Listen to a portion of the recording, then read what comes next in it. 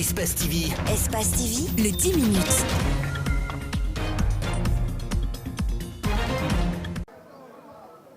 La colline de Yimbaya Taneri.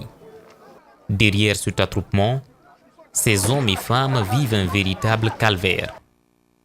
Cette colline interdite aux gros porteurs est malgré tout la plus pratiquée de la zone. Cet engin de la société Fanka Mining Logistique devrait déposer ce bulldozer pour entamer la construction d'un bâtiment dans la zone. Aujourd'hui, si ce n'était pas à cause au moins des chefs de quartier, on allait brûler l'engin là. Parce qu'il a fait exprès. Quand on dit à quelqu'un il ne faut pas faire ça, si tu le fais, il y a un dégât, tu assumes la responsabilité. Bien qu'averti, le chauffeur persiste. Résultat, une maison démolie. Cet accident s'ajoute aux autres récemment enregistrés avec 3 morts. Cette fois-ci, les auteurs s'engagent à s'occuper des victimes. Nous sommes responsables de tout ce qui est survenu et on s'engage à apporter toutes les réparations qu'il faut. Nous demandons pardon, on reconnaît notre erreur et on s'engage à faire toutes les réparations. Alors que nous décidons de quitter les lieux, un commissaire de police arrive pour faire le constat. Le porte-char est arrivé en marche arrière et la machine est sur le porte-char. Le poids, manque de maîtrise du chauffeur, ça s'est renversé au niveau de la maison des autres. Et une partie de la terrasse est déjà cassée. Heureusement, il n'y a pas eu de perte en vie humaine ni de blessés. Reste à savoir quelles dispositions les autorités du quartier vont prendre. En tous les cas, à notre micro, aucune mesure punitive n'est envisagée.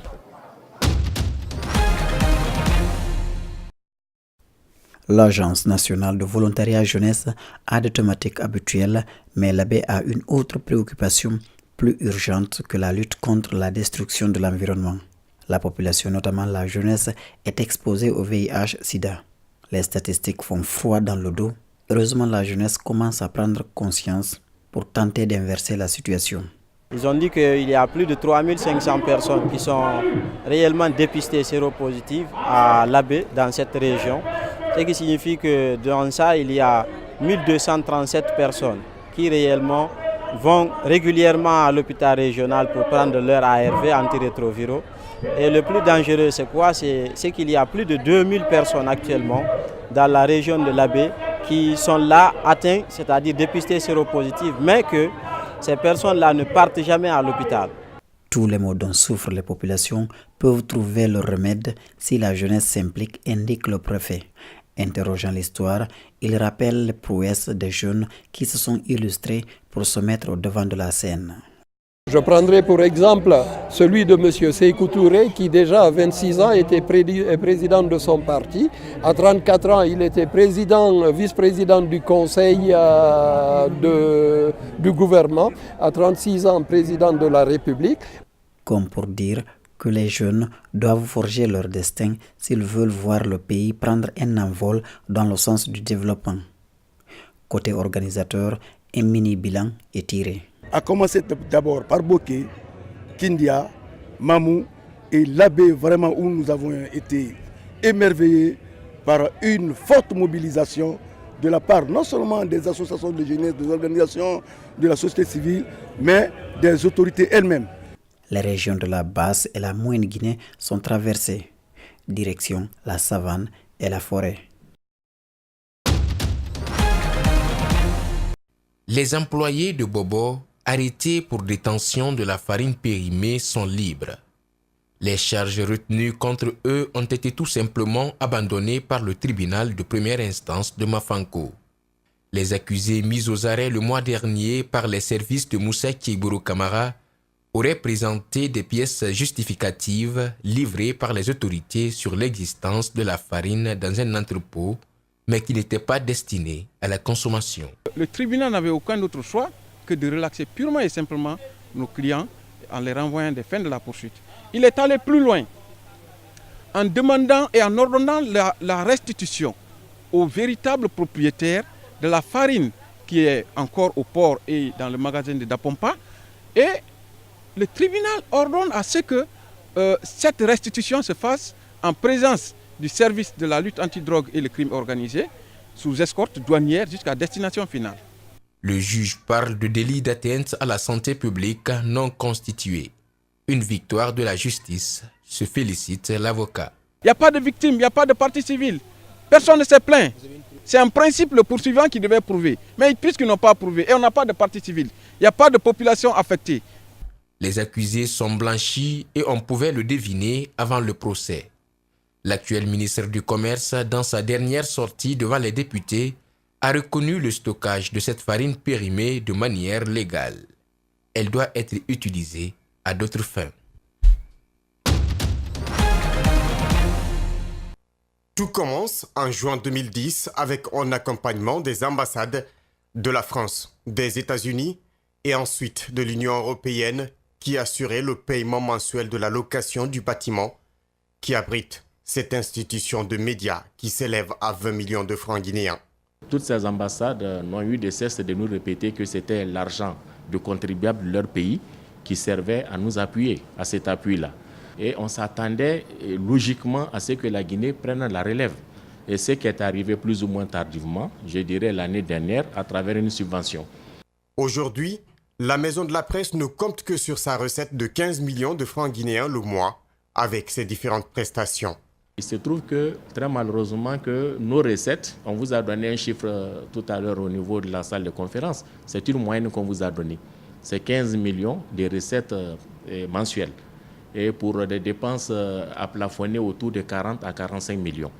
Et dans les 40 à 45 millions, vous avez le loyer seul qui est de 20 millions de francs guinéens.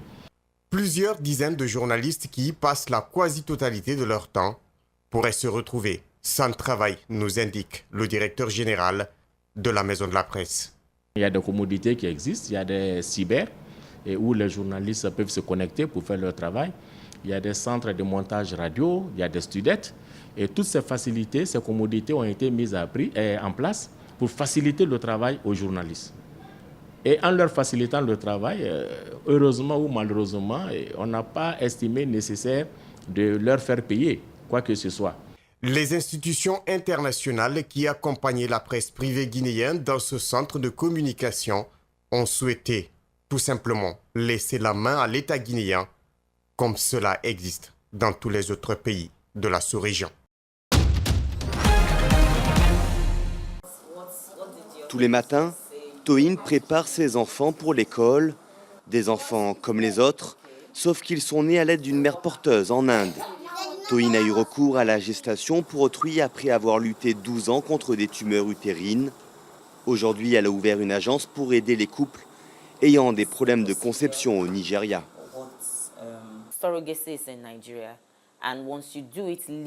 La gestation pour autrui existe au Nigeria et lorsque vous le faites légalement, vous signez les papiers nécessaires, vous faites appel à un avocat et vous avez une agence comme la nôtre qui vous guide pendant le processus.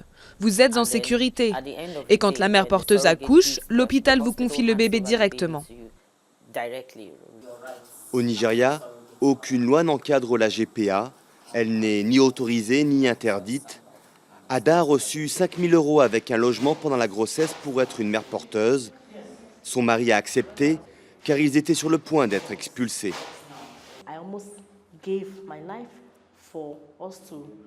J'ai presque donné ma vie pour que nous déménagions. À ce moment, les tribunaux venaient pour expulser les familles des maisons et jeter nos affaires dans la rue.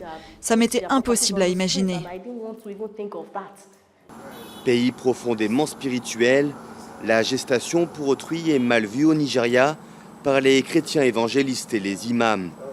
Quant à l'infertilité chez la femme, elle est perçue comme une punition divine. Même si le business de la fertilité est en plein essor, il reste bien souvent tabou.